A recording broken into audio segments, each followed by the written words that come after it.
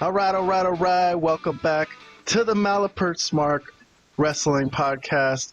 I'm the Malapert Smark. I'm Kay, and I got Vlad and Robert with me, my two besterest friends. Vlad, the wrestling expert, as you see in the second square, with the whole world behind him.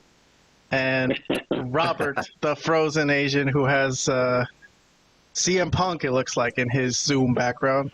Best in the world. All right. Cool. Well, good to have you guys back. Last week was very exciting.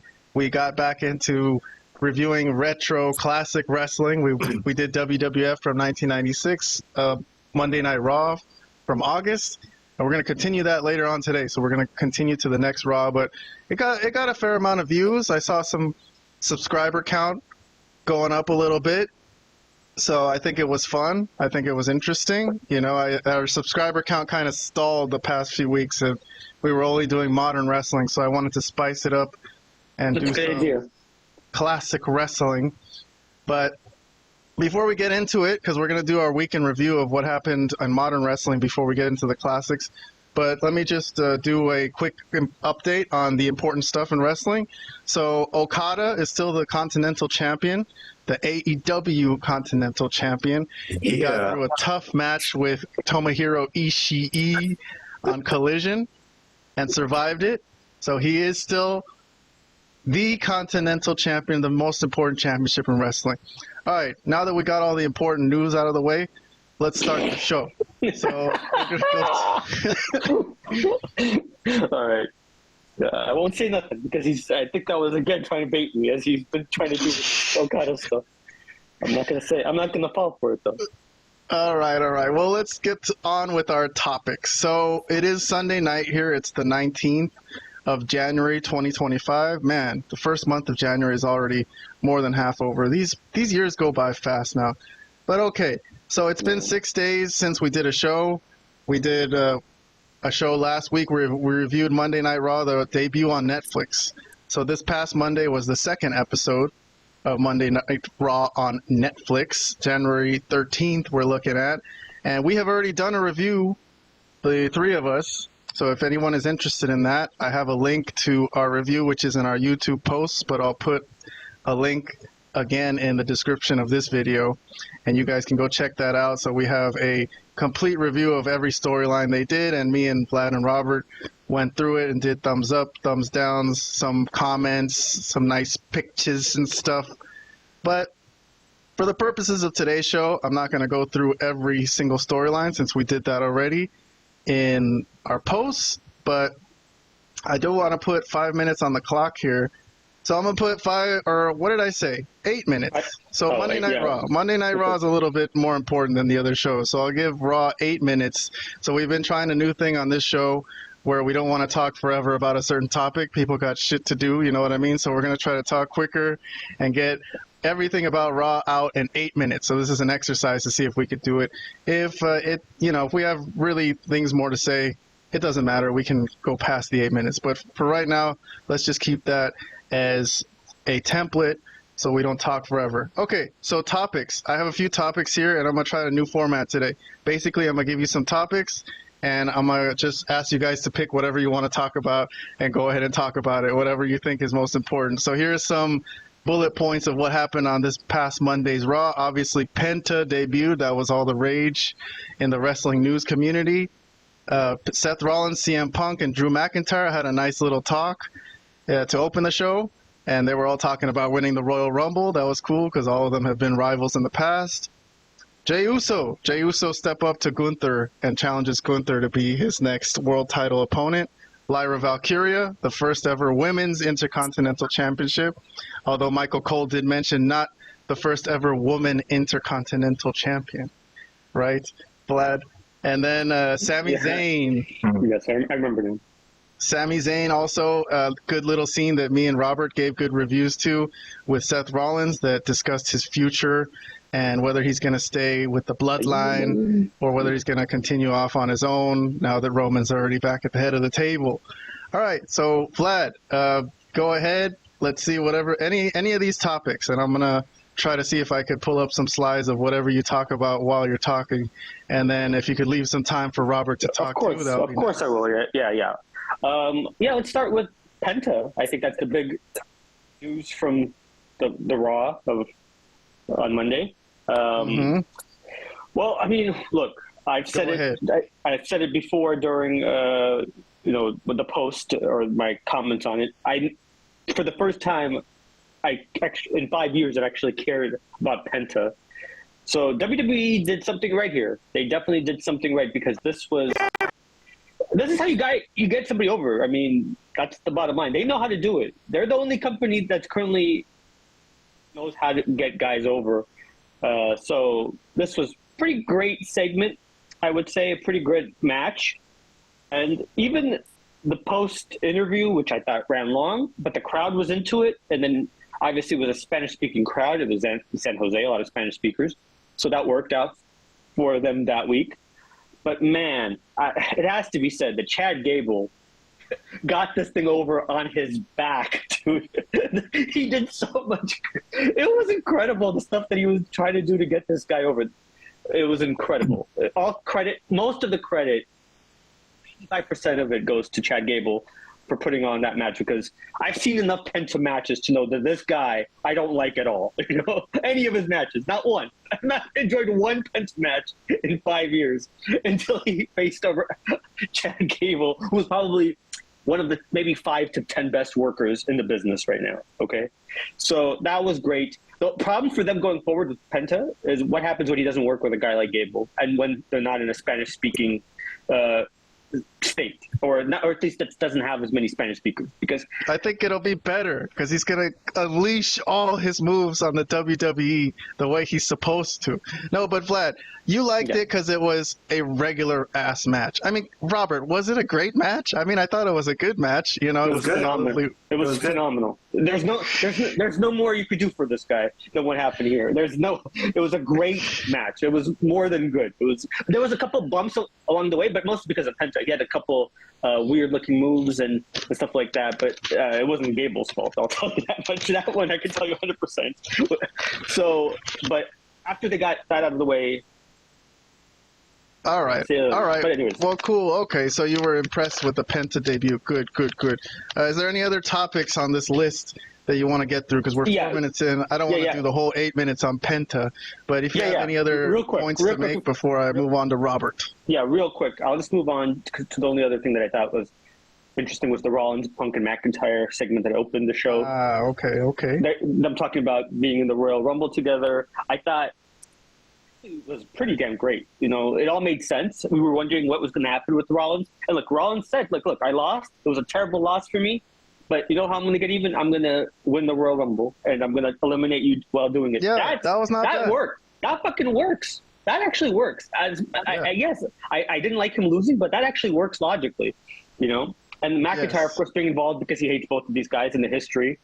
And now I think they've set up a McIntyre Rollins match for this coming Monday, which should be pretty interesting as well. So yeah, I mean, that was a great opening segment. I loved it. And Punk was pretty hilarious there with the whole, why couldn't Rhea Ripley be the one that comes out instead of all these other guys that I don't like?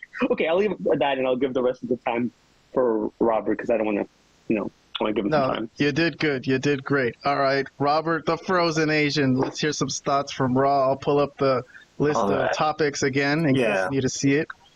Sure. Okay, so it turns out that Penta was the mystery luchador opponent for Chad Gable. I'm sure nobody saw that coming at all, right? Nobody could predict that. All right, well, yes, worst kept secret ever, but hey, it was still a good debut. Just like Vlad said, Chad Gable did a lot to put him over. It's a little bittersweet for me because I want to see a push for Chad Gable. I think he's that talented, so I kind of wish it was someone else that Penta went over like in his debut. But that being said, Chad Gable did a good job for that match. Rollins, Punk, and McIntyre for their segment were basically they're all stating they're going to be in the Royal Rumble. Man, this makes the Royal Rumble very interesting to me. I don't know if there's a clear-cut favorite to win. It's hard to say because I would love to see Drew McIntyre win it, and maybe it is going to be him. I don't know, but there's an argument for Punk. There's an argument for Roman Reigns. I don't know about John Cena, but man, what a star-studded fucking match, though. It is a very star-studded match. This is going to be very, very hard to predict. So, but that's cool. It's good to have a match where the outcome is not very predictable. Jey Uso challenging Gunther. I'm not interested in another Jey Uso Gunther matchup personally, so whatever. Lyra winning the Intercontinental title. I think regardless of who won that title, I don't think there's a wrong pick in that one. Yeah, so that was a tough one to pick for me. I didn't know who really deserved it. But there's no right or wrong with picking the winner on that too. one. I like good that match, yes. And it was a nice moment. It was a heartwarming moment to me. But anything else, Robert, that you want to finish off these 30 seconds with? Yeah, what you're showing right now. I thought this segment was really, really good. It was a good thought-provoking segment because it was very logical too about what is Sammy gonna do, because this whole thing with the bloodline is over for Roman or Solo's bloodline, and now should Sammy go off on his own, or should he just be one of the crew and be Roman's lackey? You know what I mean? Right. So I guess that shall remain to be seen. Just one quick comment before we move on. I do appreciate the fact that this past Raw was not 3 hours. Oh yeah. It was not 3 hours. Nice. Only 2.5 hours. 2.5 hours. Well, I think Triple H said that they're going to be flexible with the time. They can sometimes have 3 hours, but they can also cut it early, is what I've understood. Well, dude, when they were 3 hours on TV, it wasn't 3 straight hours of content. It was like 2 hours without the commercials. Sure, like exactly. A 2-hour show is supposed to be like an hour and 20 minutes. A 3-hour show is supposed to be like 2 hours with commercials. Yeah, but there's still commercials on this Netflix thing. As far as but they are doing stuff kind of during some commercials. Like some commercials are going, like, I was telling Vlad that the international audience has promos while we're watching commercials, like promos that aren't seen in the United States.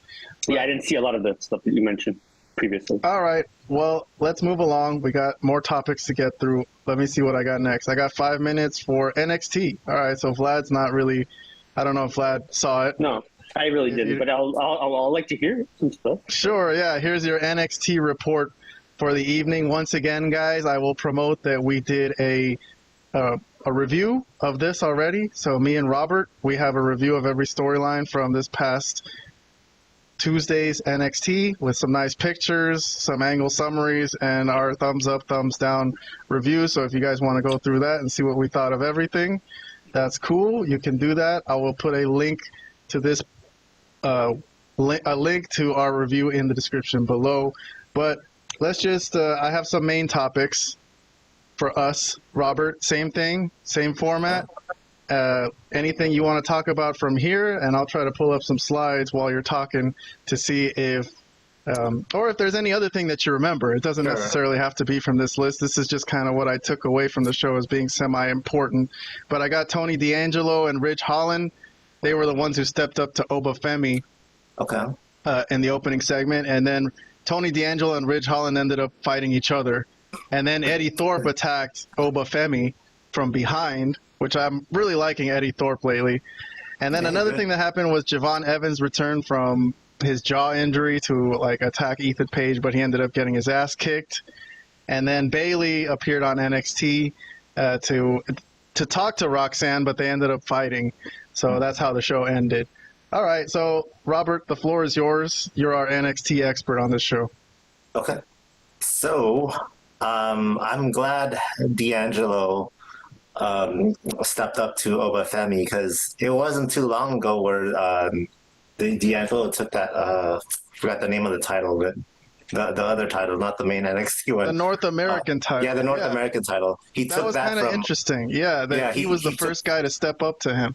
Right. He took that title from Oba, so and that was pretty recent too. So I'm glad he stepped up and was like, reminded everybody like, hey, I did beat you a couple of times. Remember this. So it makes sense that he would challenge Obafemi.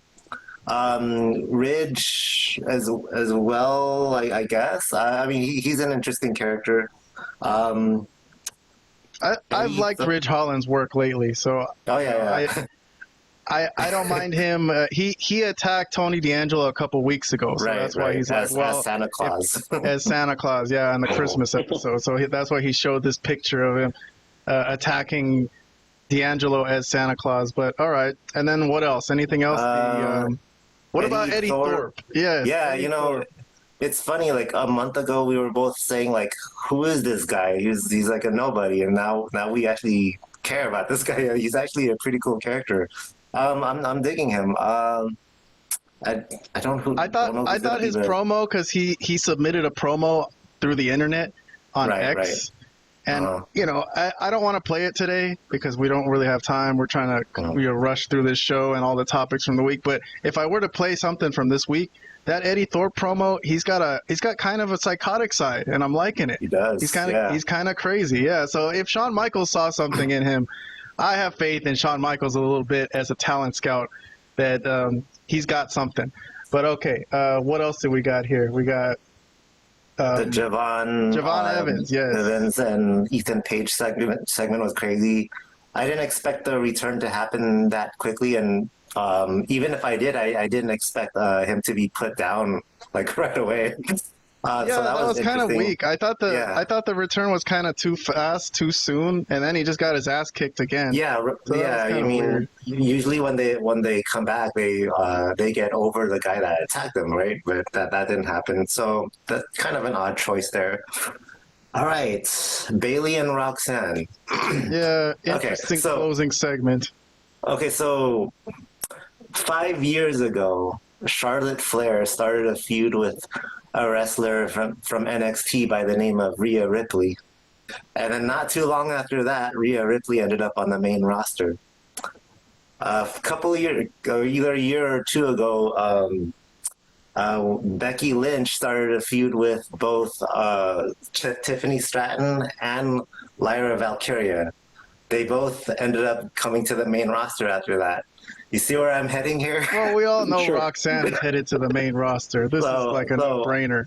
So when Bayley showed up to confront Roxanne, I was like, yes.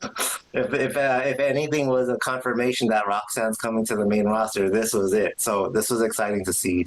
Hey, I know you're a big Roxanne fan, but do you have any worries about her size going to the main roster? Is she going to be like an Alexa Bliss, who's just kind of a good worker, but it doesn't make any sense? In Vlad's view, Vlad does this thing where if someone's too small, like they look like Riho, it's just like he's going to dismiss it. You know what I mean? So I think there's going to be some challenges, but I do also think she's, at least in-ring wise, I do think she's more talented than Alexa Bliss. Yeah, I don't remember Alexa Bliss being a good worker. I've never heard anyone say that before. Yeah, so I'm not too worried about it. Excuse me. Okay, one little comment before we move on. Something that wasn't on the list, and something that did not happen, but I was kind of expecting, because Corey Graves put out, I think, like a tweet or something about. He was upset about how his role got reshuffled to NXT, and then prior to this episode, he said he had a lot to say about it. But then he ended up not showing up. So they took him off the show. Yeah, they took him off the show. Insubordinate, I think. Right. I think because he was complaining on Twitter about the whole thing. Correct. Getting replaced by Pat McAfee, basically. Which I don't know if I like that.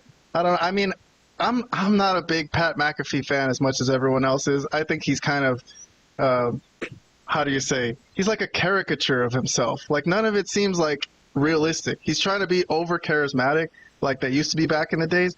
But it doesn't seem like it's really him. It seems like he's putting it on. So I choose Corey Graves over Pat McAfee personally. I don't know if you guys want to make a comment on that.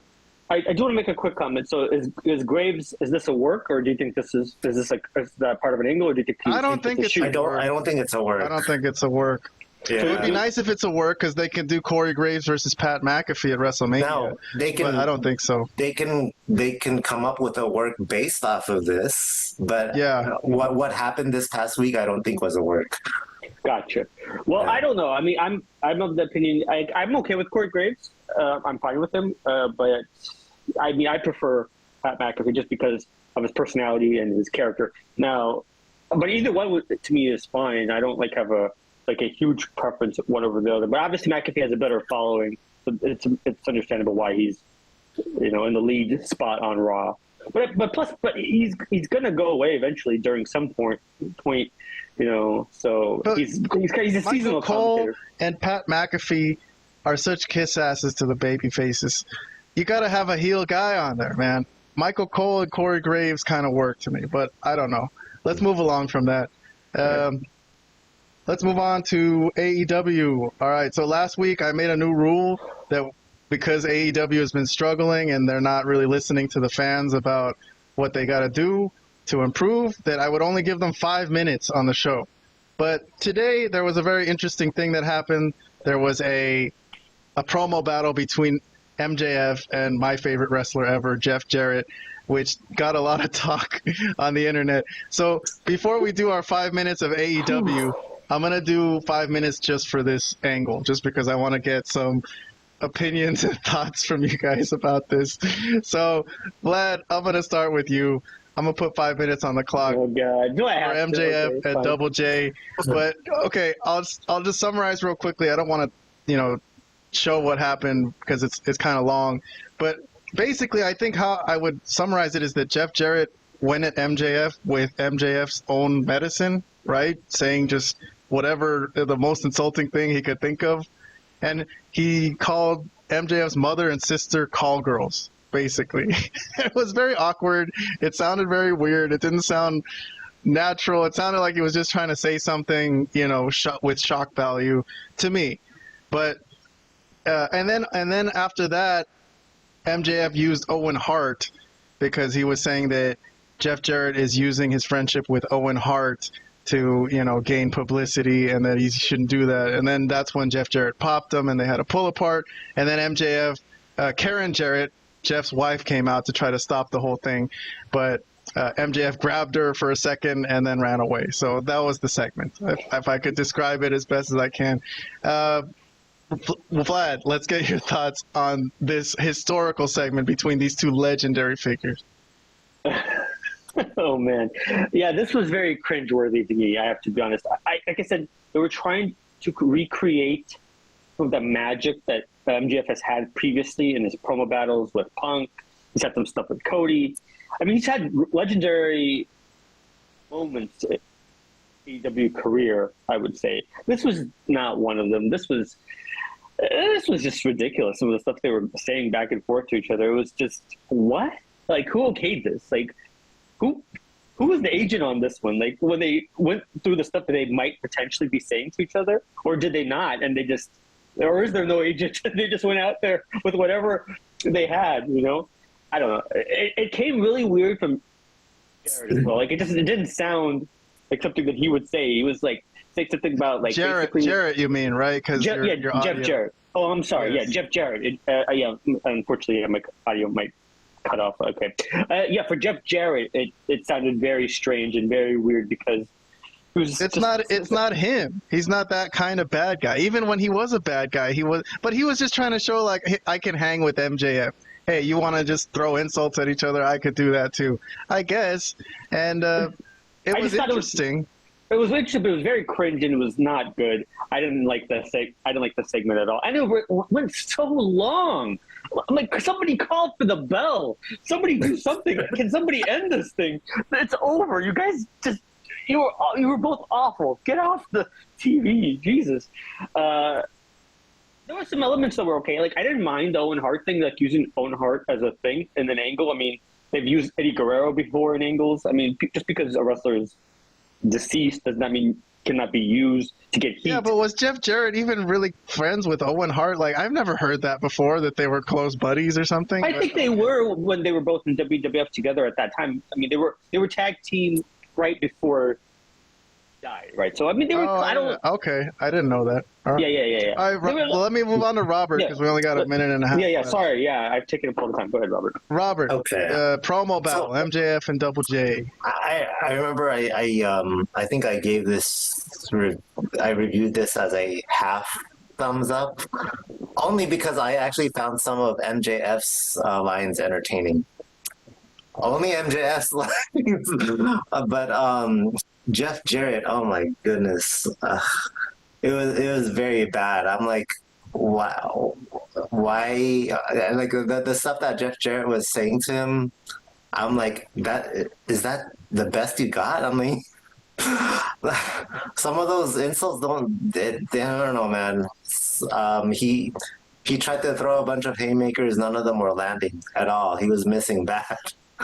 It was not a good look for Jeff Jarrett. I don't know. It was very, very bad. But all right. But I got a few laughs from some of the stuff that MJF said. So that's it. All right, that's cool. I mean, what can I say about it? I mean, I will say I'm disappointed. I mean, I think very highly of Jeff Jarrett, even when people kind of thought he was ruining wrestling in the late 90s. I thought a lot of his work was pretty amusing and, entertaining to me. So I was a Jeff Jarrett defender even back then. But this, to me, I can't defend, and I'm sorry. And I'm disappointed. I'm disappointed that this will be part of his legacy. Like, it's his last year. I want him to have good segments and close off his career really well. But this wasn't it. And it's sad. It's a little sad to me. It's not the worst thing in the world. It's just the AEW Dynamite segment. But okay.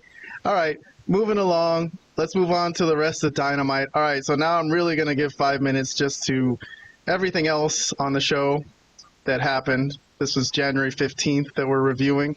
Once again, we have our review ready already in the YouTube posts. I'll put a link in the description again. This was Maximum Carnage, by the way. So we already have reviews for all the storylines, and we're only going to discuss a few of them or whatever we have time for today. So here's the main points I got. I'll put 5 minutes on the clock, and I'll let you guys decide whichever ones strike your fancy that you might want to discuss. So Jon Moxley retains the title for the Death Riders, the world title, and he defeats Powerhouse Hobbs. That's one thing that happened. Ricochet, a segment that I liked, again booed mercilessly by this crowd, poor guy, and then he gets attacked by Swerve and Nana and gets left laying humiliated.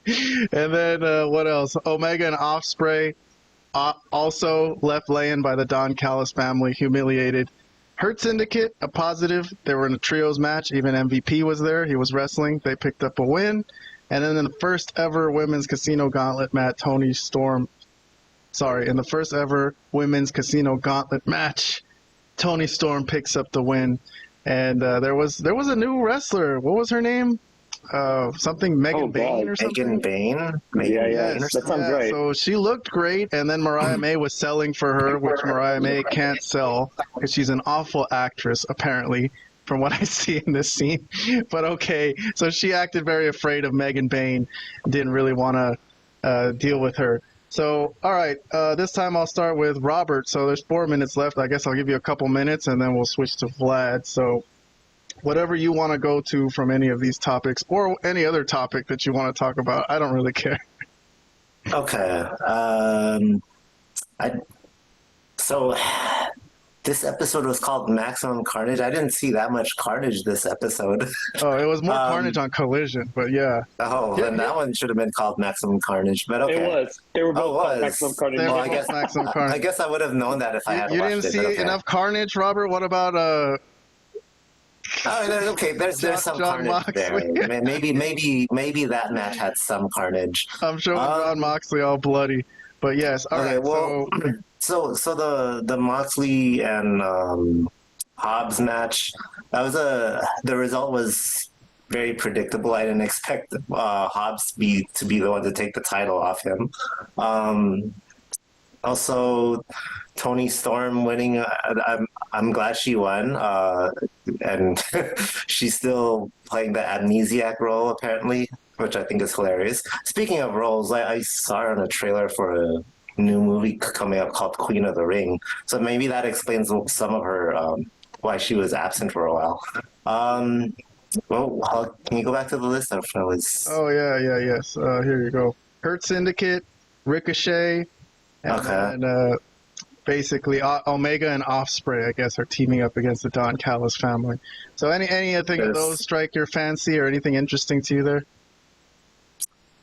Not much. I remember Omega and Ospreay getting beat up, but prior to that, I forgot what happened. Oh, but the Ricochet segment was hilarious. Well, Omega came back and had a match with Brian Cage, his first match. Oh yeah, that's right. And then Ricochet was getting booed mercilessly. And he said the line, so that's how it's going to be, huh? to the crowd after listening to them boo him for like 2 minutes straight, which I thought was fucking hilarious. I love that segment. But, all right, let me jump to Vlad. Vlad, anything from these topics that you want to discuss from Dynamite? You got a couple minutes on the clock. Sure. I mean, the Ricochet stuff, I have to disagree with you guys. I thought it made him look really weak. I mean, okay, he's getting booed. That's fine. But then Nana comes out, the manager who's one of the weakest managers of all managers because he's always getting his ass kicked, lays him out with a chair. Are you kidding me, bro? Okay, they really do not give a shit about Ricochet. Like, they must think he's a piece of fucking shit. You know, that's what I get. This is gonna make him more of a heel, man. This is gonna make him go crazy. Who gives a shit at that point? Okay, he already looks like somebody. Why don't they just shit in his mouth, as Cornette would say, while he's down there? You know. Anyways, the other thing, Hobbs losing. I mean, I don't think Hobbs should. I don't really understand why Hobbs had a world title match. He hasn't. I mean, to me, he's great. I love Hobbs, but he's never been pushed. He's always losing matches. He lost to Takeshita at their last. Well, he lost because of interference. Let's just get that straight. Marina Shafir nailed him on the head with a briefcase. I understand that, but he shouldn't. I mean, I don't know. I wish they could actually do right by this guy because he actually looks like somebody that could really blossom in the right situation, just based on his look. And he's not a bad worker for a big guy. So and he moves quite well. But they could, I don't really understand what they're doing with him. But okay, he got a title match. Obviously, he was not going to beat Moxley. Moxley had one of his usual junk matches and all this crazy interference that happened. It was what it was. I mean, I'm not a fan of Moxley. He was bleeding. This time he was bleeding differently. Hobbs pulled off the earring, right? That's what happened.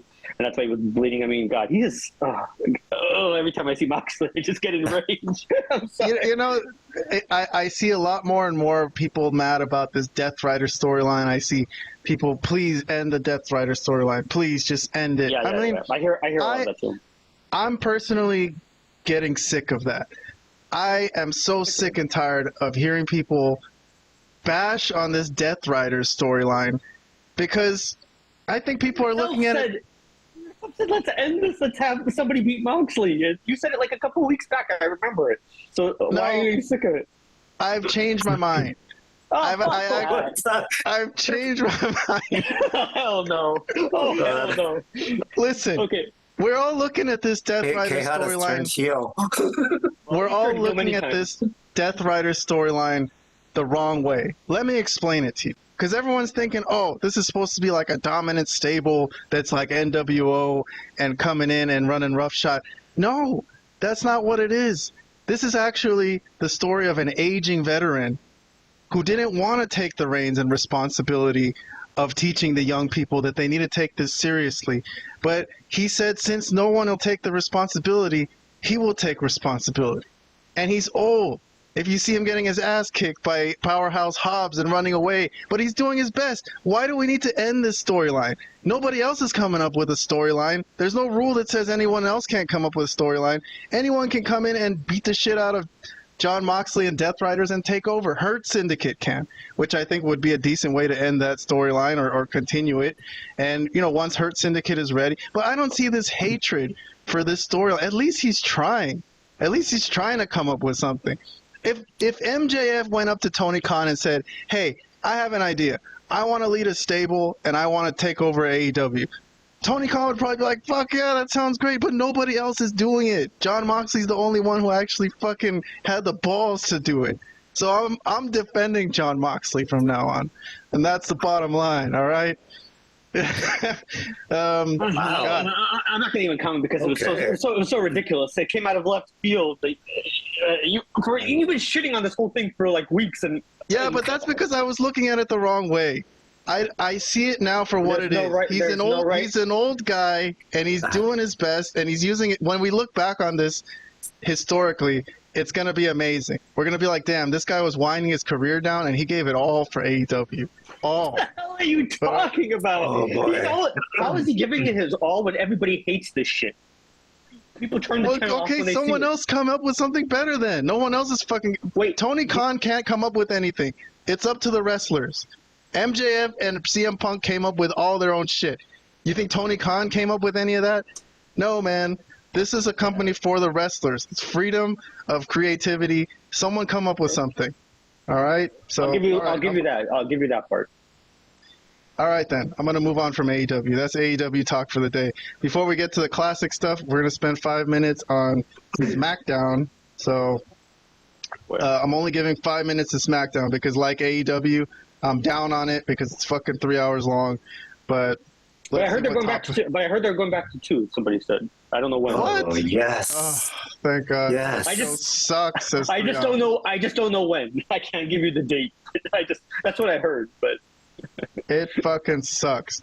All right. So let me go over some of the main topics that I saw on this show. Again, our complete review is in the description below. I'll post a link there if you guys want a thumbs up, thumbs down for every storyline.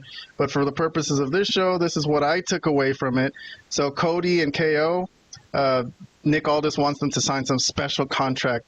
And they were both like, I won't sign it until he signs it. And I won't sign it until he signs. So apparently HBK is supposed to come next week and moderate a contract signing. This also had to do with Rey Mysterio because Rey Mysterio fought KO on this night. And Rey Mysterio also declared for the Royal Rumble. So Solo was a topic of ours last week. We thought he was going to come and explain, his future after losing the bloodline.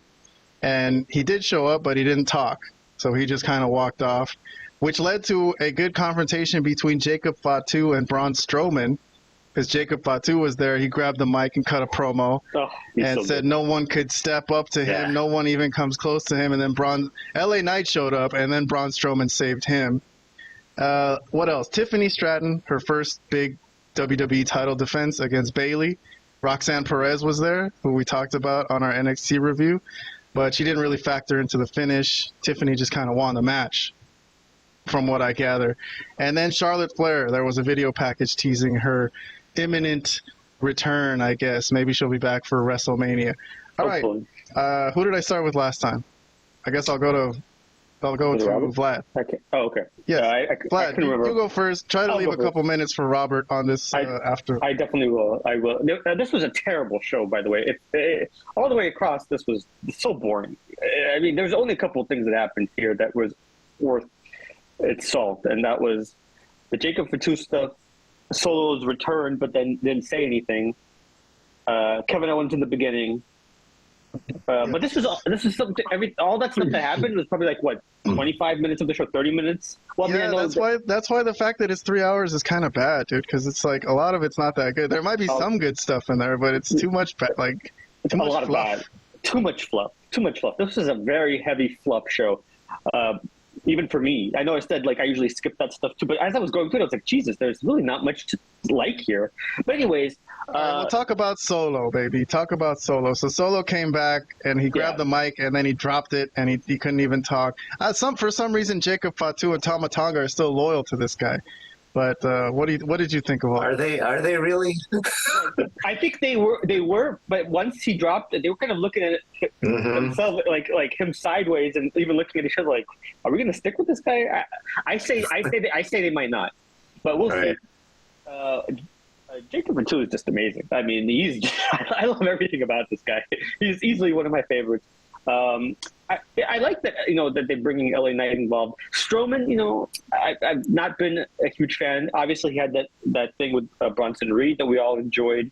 I think Jacob Fatu could get a great match out of him. They're going to fight at Saturday night's main event. All right, last thing before I move on to Robert, this contract signing between Cody and KO. So what did you think of all this?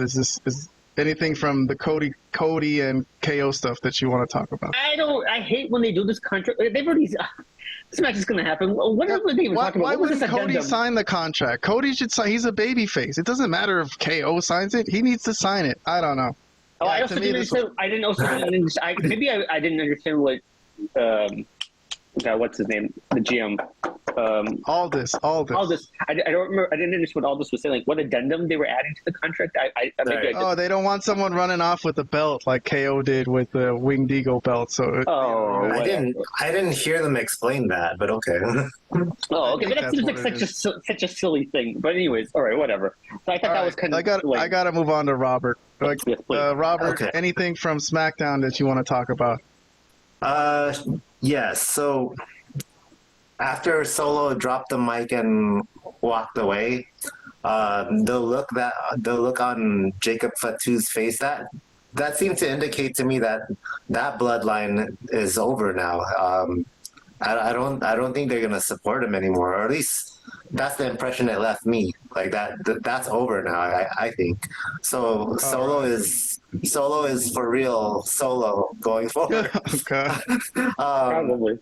Jacob Fatu on the mic. Wow. All right. I think he's better than everybody else on the bloodline on the microphone. Who knew?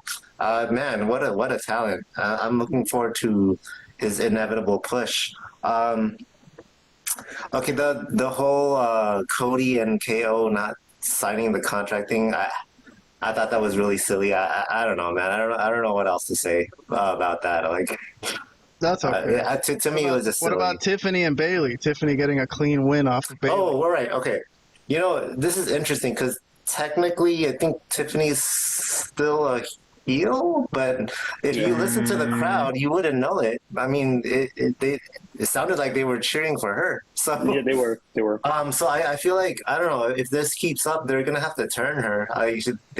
She can't stay a heel with that type of fan reaction. So we'll see. But it was cool. It was a cool way to end the show. Well, speaking of Tiffany and turning face, maybe a good opponent for her would be Charlotte Flair. I was just about to say. Woo! Yeah. So Charlotte, I don't know, her video package of her hanging out all kinds of rich places and hanging out on a boat and stuff. She's basically the female Ric Flair, I guess. You know, but she's got money, unlike Styling and profiling. Styling and profiling. I'm glad she's coming back. She's one of my favorites for sure. All right, then. So that'll conclude our modern wrestling portion of this show. Now we get to go do fun stuff. So for the remainder of the show, we're going to do a retro review. We're going to do Monday Night Raw. Well, actually, this was not on Monday. It was on a Friday. So this is Friday, September 6th, 1996. And the previous calendar week, there was no show. So if everyone says, I don't know, if there's a thing that says there's been a Monday night show on every Monday night or every week, there wasn't, because the previous week to this, there was no show. And then on this week in particular, there was no show on Monday. It was on Friday. So there was a big gap between the last Raw that we saw and this one. But they did call this episode was called Championship Friday. So since it was on a Friday. And all these shows were moved around because of the U.S. Open tennis tournament. So the U.S. Open upended Monday Night Raw. So, all right, so usually we show what was happening on WCW on the Monday that we're doing because we have reviewed WCW during these months. This is not from the same day, but this is from earlier in the week. So here's some stuff. Mike Tenay debuted for WCW earlier in this week, and Nick Patrick also under scrutiny for possibly cheating and helping NWO. Sting, this was the day Sting stole a cop car and chased after the NWO. Yeah, I remember that. And then the Giant. So while Sting was away, not at the stadium, the Giant joined the NWO. Man, wow. Yeah, WCW is on fire at this point, and WWF is trying to keep up, trying their best to keep up. So, all right, let me go to our review sheet, and I'm just going to follow all the storylines here as it happened on the show. I'm not going to do it in order, but I'm going to go through the storylines one by one. So I have 9 storylines for 1 hour show. So it was basically just 1 hour, and they try to cram in as bunch of storylines as they could. When we do our reviews for the modern shows, for a 3-hour Raw or Smackdown, sometimes there's like 10 to 15 angles. So for one show here in 1 hour, there was already almost 10 angles. So they were trying to do as much as they could with that 1 hour. But all right, so we had an IC title tournament. And this was something that started the week before because Ahmed Johnson has been hurt. And hold on, let me pull up the TV so I could pull up some pictures of what we're watching. So you guys did watch this and you reviewed it, so we don't have to watch the clips. I will show some clips of stuff that I think was really good. But here's Psycho Sid. So he defeats Triple H. So here's Triple H. And they had that. This was a first round Intercontinental title tournament match. Vlad, you called this a squash match or a job match, right? It was yeah, I would say it basically was. I mean, it wasn't really. I mean, I don't think Triple H had a lot in this match. I would say so. I don't know what the word exactly is for a match like this. It wasn't exactly a job match, but it kind of was. You know, maybe there's another term. This is the finisher. Here's Triple H up in the powerbomb position. Damn, look at him up in the air getting slammed down and selling that. So, yep, this is. I think the thing here is. Sid, sorry, Karen, go ahead. Sorry, Sid Vicious with the win. So that's the first thing that happened. What were you going to say, Vlad? Well, I was just going to say how over Sid was at the time is really understated because he was super over at right around this time. Like, here's a Sid fan. Well, there's 2 Sid fans. There's a Sid fan over here. So, yeah. Sid rules the world. Sid rules the world, man. Well, it's weird because I've always thought of him as a heel just based on his look and that crazy face, but he was getting over as a face at this time, which is kind of interesting. Well, he's charismatic. Back then, people were very into charisma. So, all right, so a good win for Sid. He advances in the tournament. So I'm going to jump around on this show. I'm not going to do it in order. But the other one was the other Intercontinental tournament match was Stone Cold against Mark Miro. So here's Sable was with Mark Miro, and here's Stone Cold. But I'm going to show you the finish. So interesting finish here. Hold on, let me take off the clock. We don't need that anymore. All right, so I'm going to do a slow motion here of what happened on the finish, and you can give your thoughts about it. So basically, I think Mark Miro was going to attack him, and Stone Cold, as he's a heel, as you mentioned last week, Vlad, he just pulls the ref into Mark Miro's attack. So here it is in slow motion. So Mark Miro's getting on the apron, and Stone Cold just grabs the ref and pulls him into Mark Miro, who, rams into the ref's stomach. So I'm going to show it again in slow motion. So as Mark Miro gets up on the apron, Stone Cold pulls the ref into Mark Miro's, shoulder attack, I guess. And then the ref calls for a DQ. That's it. And Stone Cold doesn't really listen to that. He's like, I'm the victor. I win. And then they continue fighting. So the fight continues afterwards. And then officials have to intervene and get them apart. So this was a DQ win for Stone Cold, although Stone Cold kind of didn't really care. It seemed like it was... Was a DQ win for Miro. Yeah, for Miro. Yeah. Stone Cold is out of the tournament. So last week he was in a number 1 contenders battle royal for the WWF title, and then now he's out of the Intercontinental title tournament too. So, all right, reviews. So you guys already watched this show and you reviewed it. So here are your reviews. So I gave the Intercontinental title tournament stuff a thumbs up. Vlad gave it a half thumbs up, and Robert gave it a half thumbs up. So Robert kind of liked it. If anyone's unfamiliar with our rating system, I have a, hold on, let me show it right here. Here's the Malapert Smark rating system for 2025. This is how we review angles and storylines, if we like them or not. So, Robert, you kind of like this, not too much. So, do you have any thoughts just on the Intercontinental title tournament stuff before I move on to the other storylines? Sure. Well, there wasn't anything spectacular for either one of the matches. They were just okay. So that's why I gave it a half thumbs up. But I do have a comment that's slightly off topic, because during the Stone Cold match, the commentators did mention Stone Cold earlier in the year winning King of the Ring earlier that year. Okay. Why am I bringing that up is because I've watched a lot of documentaries about the Attitude Era made by WWE, and it's the way they present it. It's kind of like, I would call it revisionist history, because in that pay-per-view, that's when Stone Cold had that famous promo that said, Austin 316 says, "I just whooped your ass." And then, if you watch these documentaries made by WWE about the Attitude Era, the way they present it, it's almost as if Stone Cold skyrocketed after that and became the top star, like almost overnight. That's the way they present it, but that's like far from the truth. Because I remember when watching these documentaries, I'm like, I don't remember it happening that way. His rise was much slower. He didn't really become the top guy until he started feuding with Vince McMahon. So that was just something I wanted to point out, because I heard the commentators mention him winning King of the Ring earlier that year, and you can tell if you're listening to the fan reaction during his entrance and his match, he wasn't that over. not at that time. They weren't making that much noise for him. But yeah, that's just a side note. But the Intercontinental matches they were okay. Nothing spectacular. Okay, Vlad also said the same thing. Vlad actually has a comment here. I think he left a comment on the reviews. Let's see what he said. One was a job match and the other ended a DQ. It was just okay. Sid was super over at this time. Okay, so there you go. All right, but there was one thing, unless you want to add something to that, Vlad, and then I'll jump to the Mr. Perfect and Triple H stuff after that.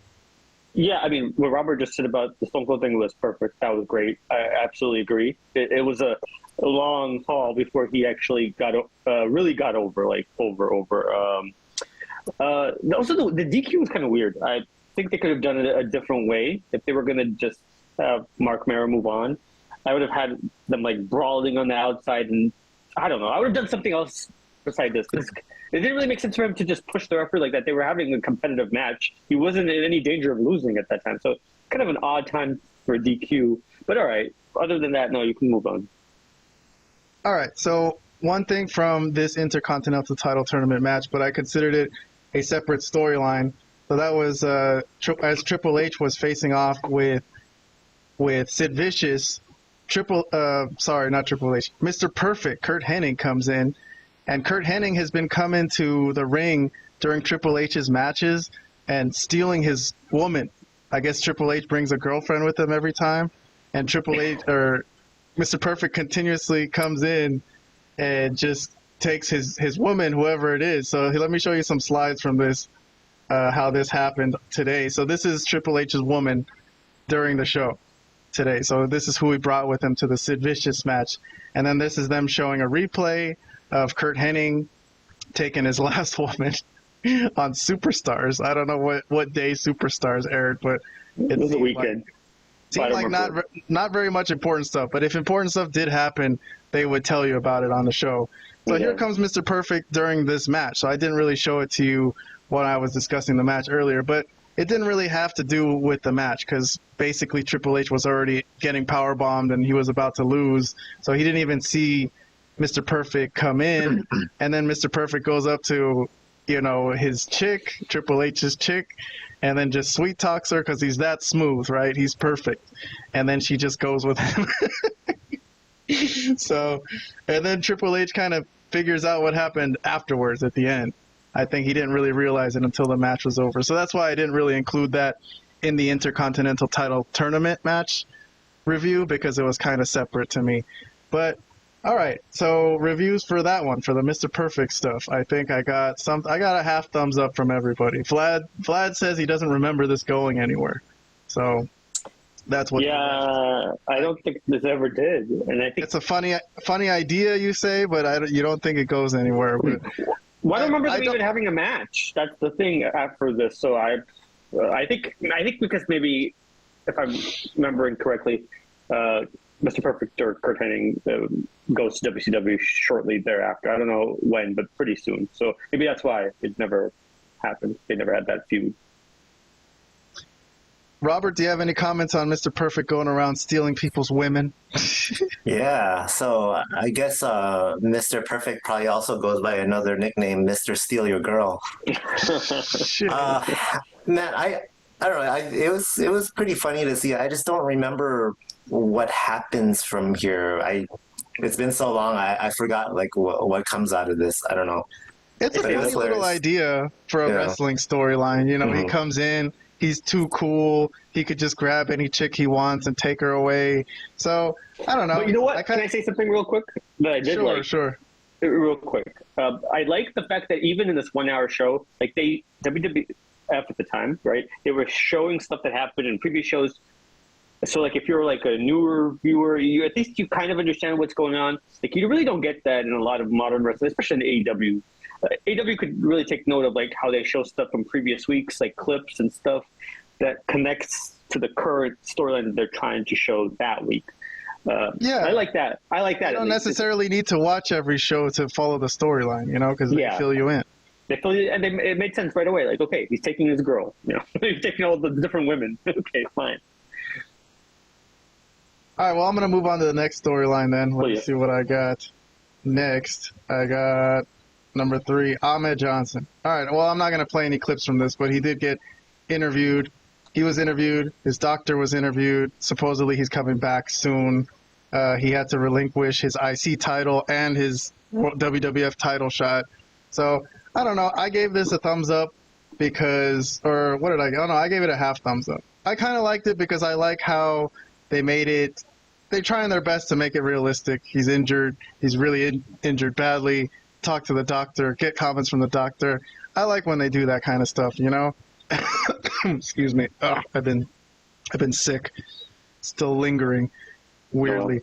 But anyways, Ahmed Johnson, unless anyone has any comments, I mean, I'm interested on the backstory of why Ahmed Johnson kind of lost his push, going from having a WWF title shot and an Intercontinental Championship to like basically disappearing off the show within the next year. But I have to do research. I don't know if there's some kind of backstory about this. There's always, there is. There's always a backstory. They just decided not to do it, I guess. They just decided against it. There's stuff. I'm sure you'll find it in your research. All right. Well, if Robert doesn't know anything, then I'm going to move on. I don't know. All right, cool. 4th storyline. Okay, this is an interesting one. So this is has to do with Jim Ross. So I'm going to play a clip here.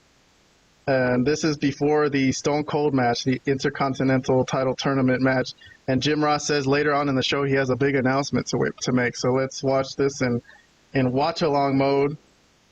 I'm going to explain again how to do this. If you guys need to zoom in, you get your... well, we can't play full-screen videos here. It gets clipped for copyright. But if I put it real tiny in the corner, and you guys could pinch out with your fingers like that, and kind of zoom in. Wait, hold on. Let me take this Okada picture off. There it is. So, I don't know if that showed up. Did you guys see that? Hold on. I see it. Yeah. I saw a little. Mm-hmm. There it is. There it is. I don't know why it's like that, but all right.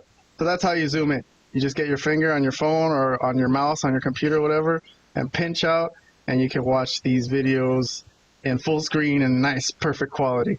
But okay, so we're here to listen to Jim Ross make an announcement, and this has to do with Diesel and Razor Ramon, which is weird because as we just saw before we did our review, those guys are on WCW Nitro every week with the NWO storyline, and they have taken over. But here's what Jim Ross has to say. You know, Kevin, I've been in this great sport over 20 years, and right here tonight, I am going to break the biggest story of my broadcasting career. Certainly the biggest story of the year in the WWF. This is going to be shocking. We'll have it all right here tonight. He says he's going to make the biggest announcement of his career later tonight. All right, so later on in the show, Mankind is doing a squash match, and we hear Jim Ross finally make his big announcement. So this is during Mankind's match. Well, no, it's not, Kevin. The breaking story we talked about early in the program. that I really believe will be the biggest story of the year in the World Wrestling Federation is this.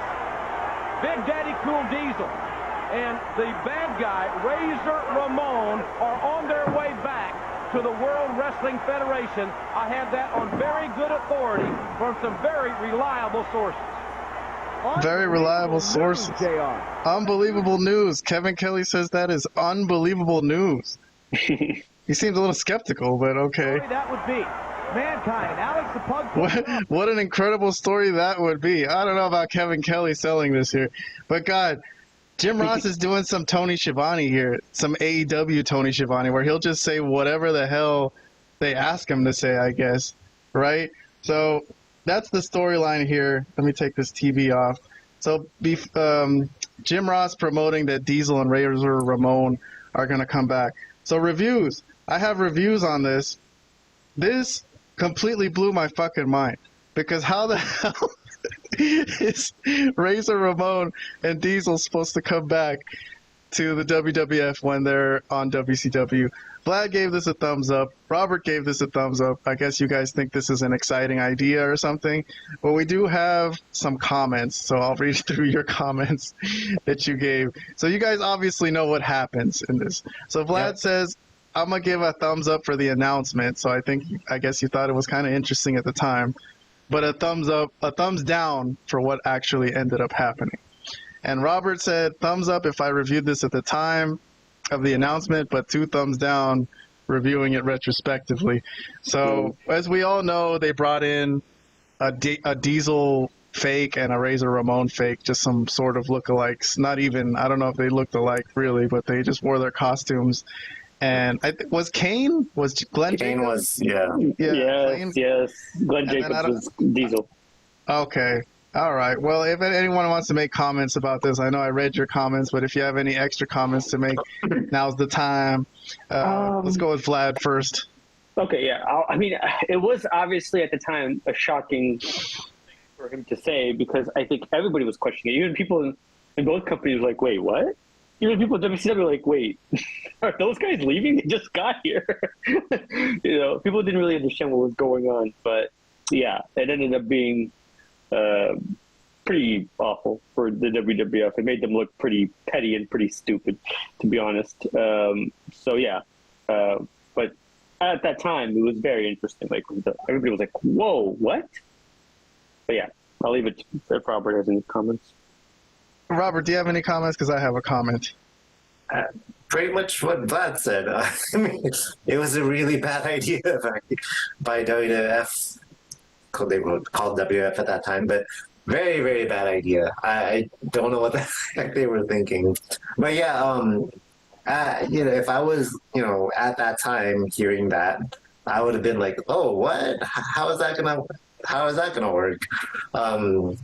And of course, that was all just a plan for us to tune in, right? But yeah, what ended up happening, horrible. Well, I gave this and our rating system blew my mind, which is our highest possible rating on our Malapert Smark review system, which I will pull up again. It's all the way at the top, +10, mind completely blown, which honestly, I think it's a little bit of a sarcastic review. Looking back on it, obviously it was kind of crazy to hear, what the hell. But it's also kind of stupid, really. It feels like WWF is really grasping at straws. You're absolutely right. Trying to come up with something to combat the fucking the role. Yeah, they were getting their ass kicked pretty They were getting their ass kicked. And, the ideas they're coming up with are just, they're struggling, man. I mean, last week, what we saw, what were they in the creative room, and somebody come up with the idea, hey, what if Yokozuna goes back into Jim Cornette's stable? Like, okay, maybe that's okay, but God, you're so far off the mark compared to WCW. You know what I mean? And this is just like a desperate kind of grab for attention. When you see what was going on WCW's program, it was so top-notch and top level compared to this. This, like, WCW seemed like the more professional show at this point. Which is amazing. Because yes. Which is amazing in retrospect as well. But yeah, you're right. Well, let me move on. A couple more storylines to get through. Brian Pillman So Lexis King's dad, Yep. Robert, we're covering on the NXT show. Watching the son and the father in the same week. I know, it's kind of funny, but Brian Pillman, who died, he has passed on, obviously. He was a loose cannon, as they say. This is the first time we're seeing him on our podcast. It's the first time we're covering him.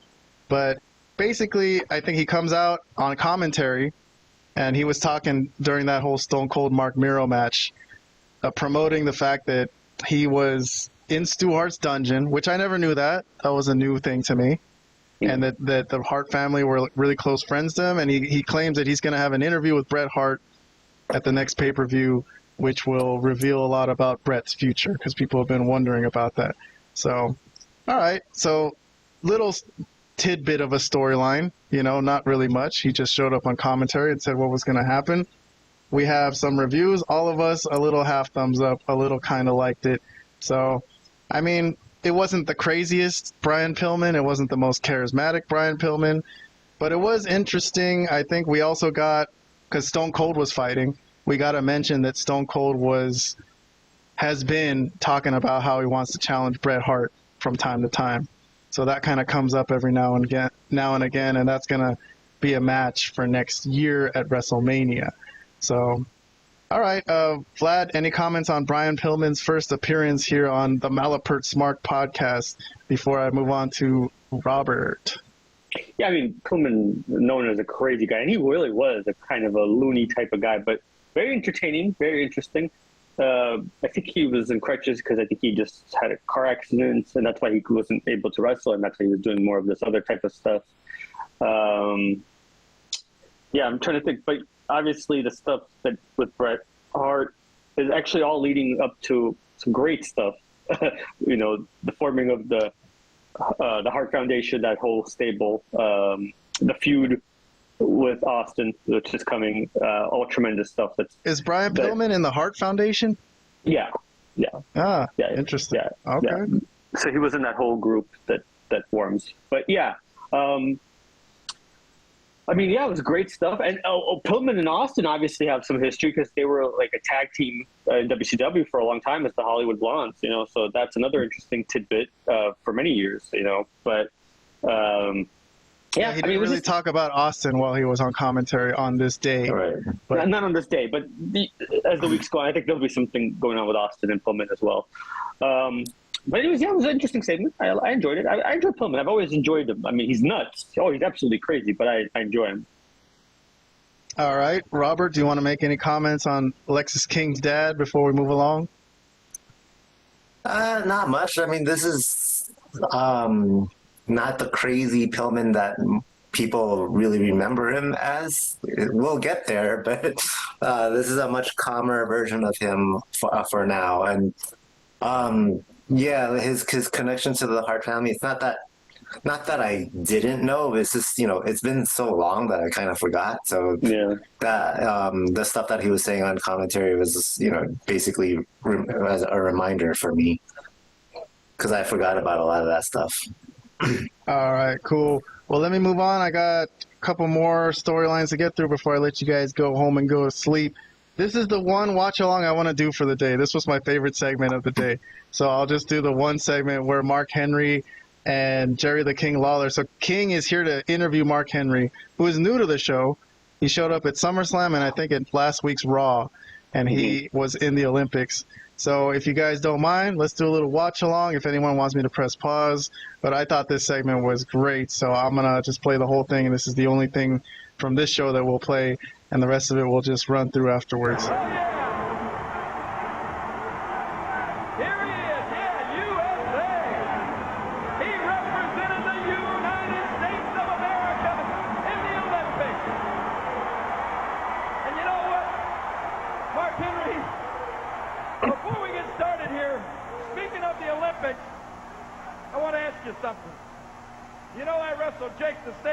At SummerSlam, and you know what Jake the Snake at SummerSlam had in common with the Olympics? No. They both got bombed. Show a little respect, Lawler, please. Jesus. Jesus Christ. Well, I think King had a match with Jake the Snake where he tried to pour alcohol down his throat because Jake is a sober person at this point. So that was a heel King Lawler thing to do. This is the first really King Lawler promo that I'm playing on this podcast too. So this is... If he said that today, he would have been canceled. Oh my! Oh, yeah. It's like a whole different time today. Yeah. Right? Not only did he say it, the way he laughed afterwards. Right. Oh yeah, he definitely would have been canceled today if he said that.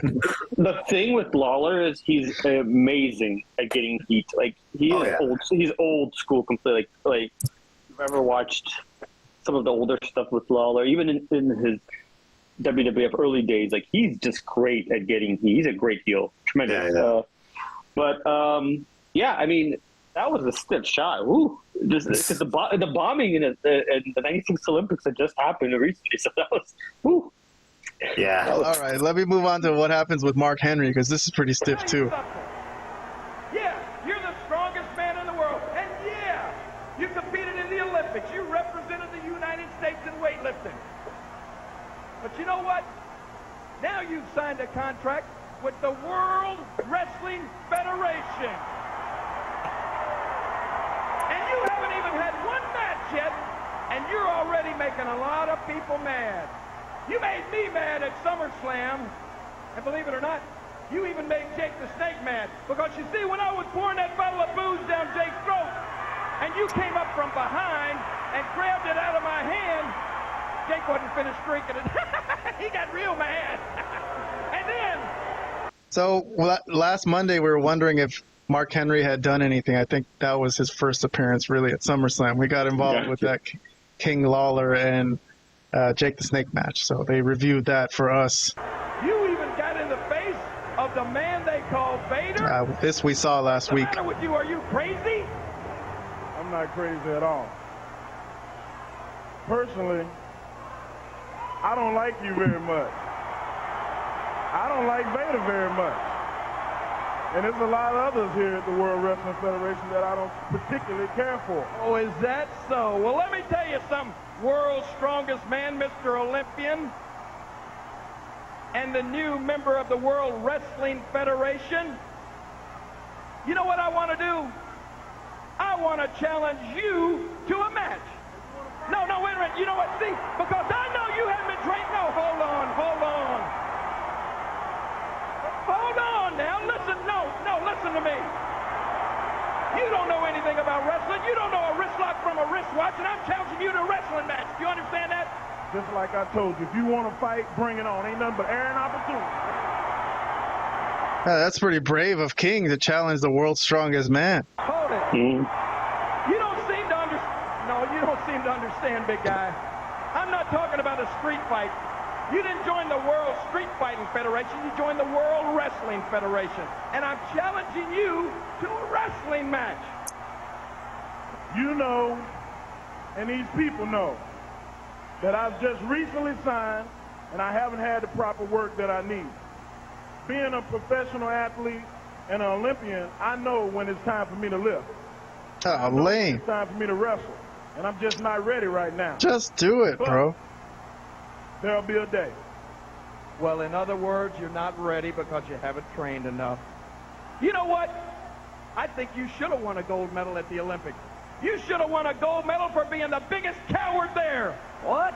Oh, look at him ball up his fist. I think you're yellow. If you want... Do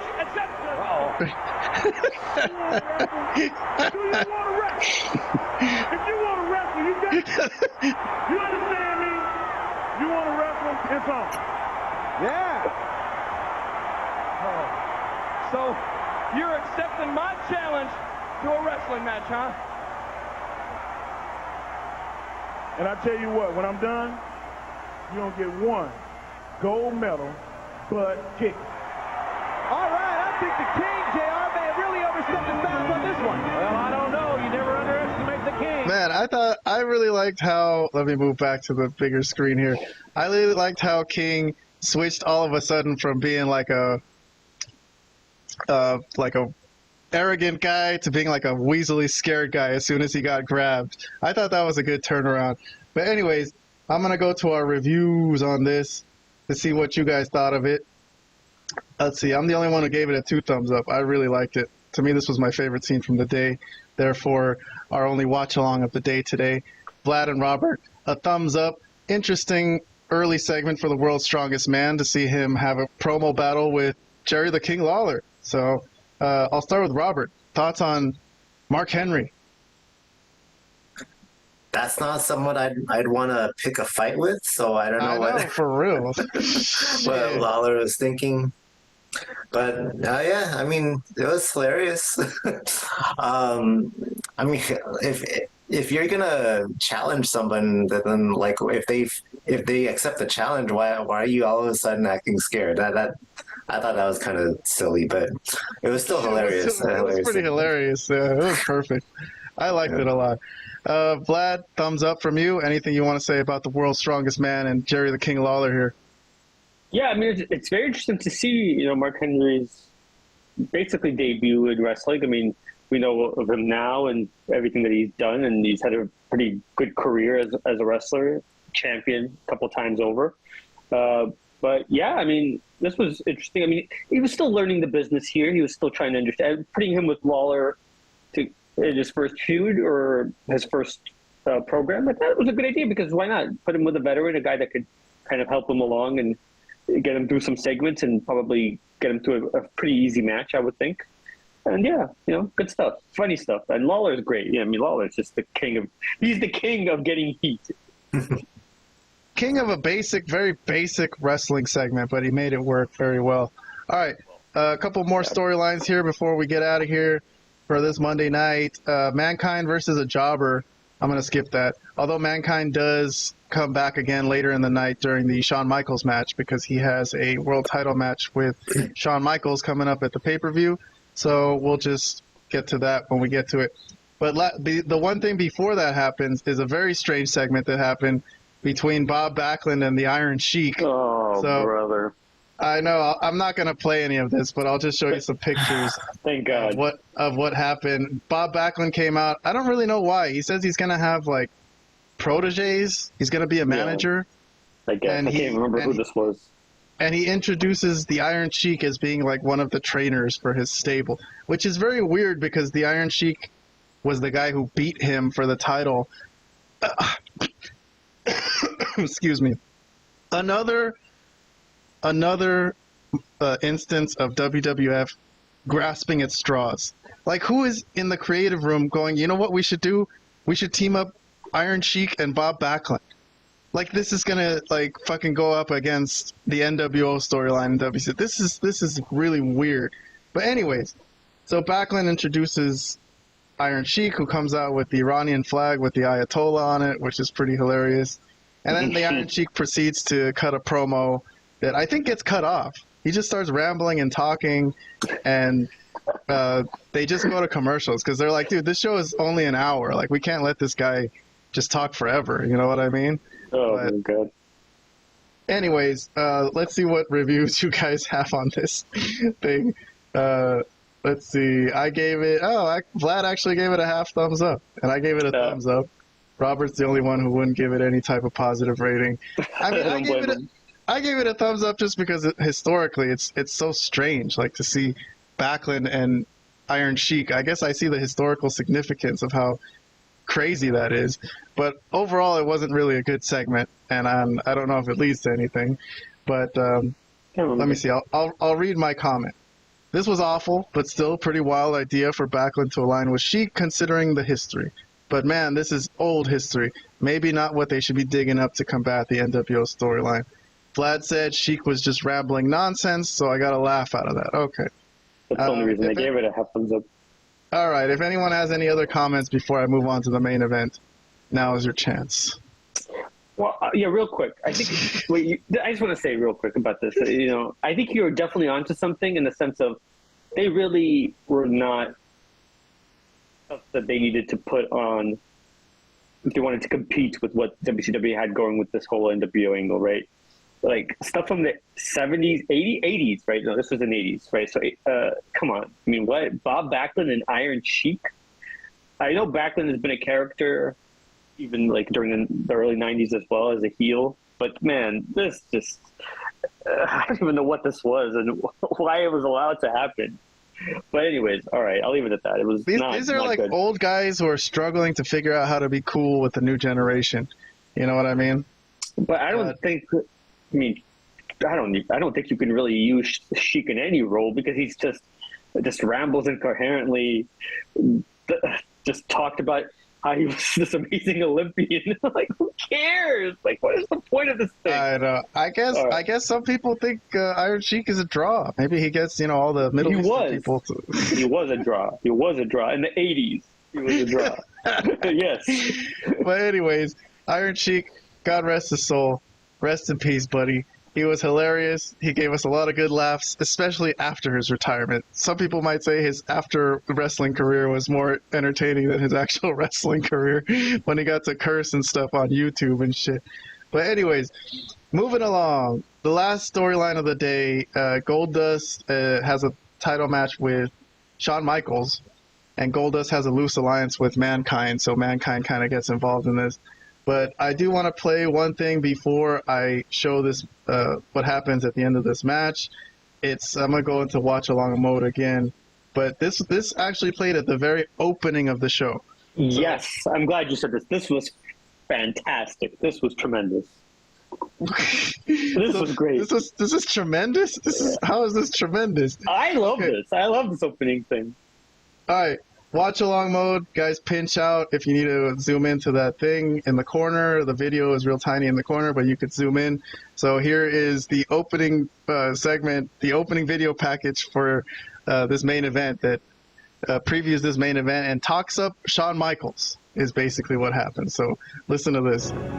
When you think of a great champion, then this man naturally comes to mind. What the fuck? Strong, beloved, courageous, unquestionably one of a kind. But this is why some people were saying that maybe, like, I've heard the rumor that Shawn Michaels was sleeping with Vince. I've heard that. Come on, why the hell else would there be why the hell else would there be a video like this? This is ridiculous. This is outrageous. This is like, I wouldn't even have this video for like my wife. But that's still a bit of a stretch to say, though. Come on. Yeah, ever. Is it really? Let's listen to the rest of it. When you think of the quintessential champion, then this man is indeed the antithesis. Vulgar, vicious, despised, a lunatic on the fringe of magnificence. Like Shawn Michaels, he too exudes confidence. Like the champion, he too is a tremendous ring tactician. But his cherished battleground is his opponent's fragile psyche, a war zone where insecurity leads the mutiny, and ego is shattered like a bone. Call him weird, repulsive, psychotic.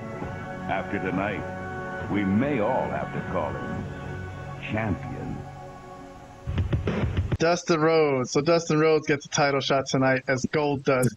But all right, who wants to comment on, the Shawn Michaels portion of them making Shawn Michaels out to be like the freaking greatest thing in history for some reason? Oh, he's their world champion. I didn't get that. I didn't have a problem with that. Yeah, I didn't have the whole vibe. He's their world champion. I didn't get the whole thing like, well, that proves it. Vince and Shawn were having some homosexual affair. No, I don't think so. Just because of that. I didn't say it proves it. I just said it makes me think about it. No, I don't know how that would make you think of that. It didn't make me think of it at all. But it didn't make me think of it. I actually liked that opening thing. I don't know. I enjoyed it. I like the music in the background that they have going, and like whoever's doing the narration. I don't know who that is actually. But I know he's done some other narration in there during that time. I enjoyed it. I enjoyed it for what it was. All right, Robert, do you want to comment before I move on to the match? You didn't think anything weird of that. You just thought it was No, okay.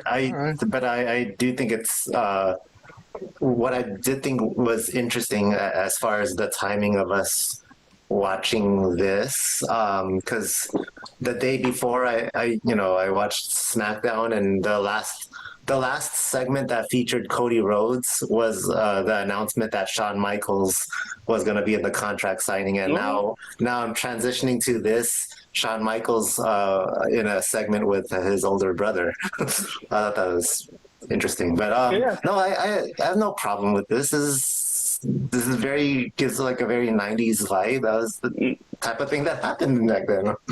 I didn't see any problem with it. Role model. When you think of champion, you think of the guy on the cover of Playboy magazine. They didn't say role model. They did not say role model. Okay. They just said champion. They didn't say role model. All right. Well, listen. As the match started, they had to mention that Shawn Michaels was in Playgirl, which I think was an adult magazine for women. So I don't know if he was naked in there or anything, but I don't know either. I don't care to. Luckily, I never saw that. Bro, he was naked on WWF television. Like his ass was always out there. I guess that's true. So you're saying how many times did the Undertaker pull his pants down? Well, anyways. Let's try again. Okay, well, you got me there. Dustin Rhodes. This is his one. I don't know if this is his one chance at a WWF title, but it is a title shot for him as Goldust. I don't know. Looking back on these Goldust clips, it doesn't seem like his heart is really into this character. I think he's just doing it for shock value. If he really loved it, I think he'd be doing it to this day. But, anyways, Mankind. He loved it, but do you want to hear Mankind's promo during the match? I guess we could play that. Sure. Mankind is out there in the back, and supposedly he's got his eyes on Shawn Michaels because they have a title match coming up. Are both on their way back to the World Wrestling Federation.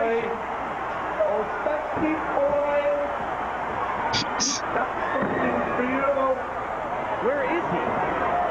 Gonna surprise you.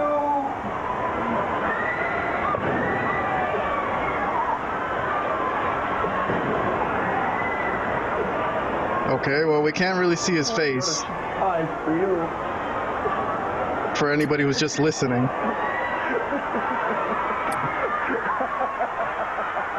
Well, this is a little bit strange. I don't know where. That's it. That's all it was. I got a surprise. What the hell?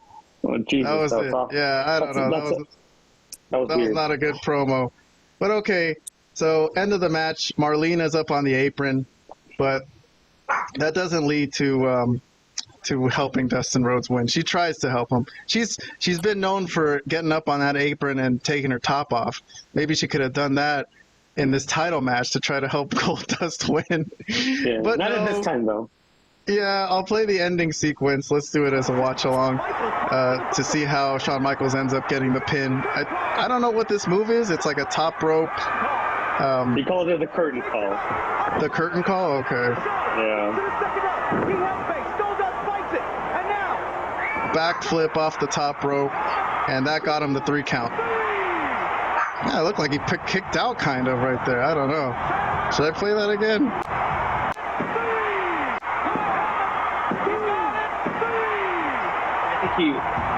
I think it was fine. All right, maybe the audio's a little delayed too on this old tape. But okay. So it's a retain for Shawn Michaels. And after the match, Mankind comes in because I think Mankind and Goldust have some kind of loose alliance. And when they were going to double team Shawn Michaels runs out of the ring, and Jose Lothario tells him to kind of just, take it easy for the moment. And Paul Bearer is there, and they're ready to take on Shawn Michaels at the pay-per-view. All right, so that'll conclude our review of Raw. Let me see what our reviews were for this main event angle. Let me see. I had an indifferent. I didn't really care for it because I didn't think Goldust was going to win the title. Even if I was watching back then, I wouldn't have thought Goldust was going to win the title. Yeah, Vlad liked it. Robert liked it. I got a comment from Vlad. Good television title match and good advertising for the matches in your house. Okay. So, Robert, I'll let you comment, and then I'll let Vlad finish off the show. So, the main event match, I know you watched this show earlier today. You have any comments on it? And then I'll let Vlad talk, and then I'll get overall comments on Raw afterwards. I'll keep it brief. It was just a very solid match. Not much to say. Basically what I'd expect for Shawn Michaels and Goldust for this time period. So yeah, overall not bad. All right, and then Vlad, do you have any other comments? And if you don't, I will ask for your overall comments on this episode of Raw. Well, yeah, two things. The match was solid. It was two really good workers. Obviously, we know Shawn Michaels, but I think Dusty Rhodes is a very underrated worker, very solid, and has always been good. The thing that you said about the Goldust character, I don't completely agree. I think he gave a lot to the character. I mean, for what it was. I mean, it wasn't his idea. I don't think anybody would have wanted to be Goldust, But he did a lot with it, I felt, as much as you could, given the limitations of the character and what they were asking him to do, So I thought he did well. And it was good. Good match to end the show. Okay, and then what about the show on a whole? I guess this is a 1 hour episode of Raw. Maybe if you could come up with a rating on our review system for it. Was it a good show? Did you like it? Did you really like it? Did you hate it? What do you think? Well, I didn't hate it, so it would be probably like we're using the reviews like the half. A thumb. Yeah. You could do a half thumbs up. Did you kind of like this show? Yeah, I would say there wasn't anything special about it, that's for sure. But half a thumb is fine. I think I liked it, especially for that King Lawler and Mark Henry segment, and then the Stone Cold match. I know you thought the ending was weird, but I thought it was a well-worked match, and I just, I like seeing Stone Cold, even though he fucking fucked up and lost that match. He's just crazy. What else? Well, those are my two favorite segments. So I'm going to give this show, I liked it. I'll give it a +1. Robert, what do you think? I'll give it a half thumbs up. Last week I made a comment saying, that I look back on this time period very fondly, but when I actually rewatched the episodes, it wasn't really that great. And this episode didn't really do anything to change my mind about that. I still stand by what I had said last week. It was just okay. Yeah, I mean, they're up against some stiff competition too. Even if you're kind enough to give it a liked it, what WCW was on Nitro with Sting stealing the cop car and Giant joining NWO, that was fire. That was a fire episode. So, all right then. I think that'll conclude our reviews for the day. Let me go to our final page, and then I don't have anything else to say. I think I'm gonna just say that I'm happy that Vlad and Robert are here, my two best friends. As I was leaving work and coming home to record this podcast, I'm like, yeah, this is gonna be a nice little hangout. So thank you guys for being on. I mean, who else would come on with me and watch old ass fucking wrestling tapes from 1996? Somebody would. I don't know, maybe, but some wrestling fans would, maybe. All right. Well, let me thank you guys, and I'm going to say to the audience, let me remind you guys, you got to subscribe. So the subscribers have been, the subscriber number have been going up steadily, especially last week. I think a lot of people have been into these classic clips, so this is going to be good.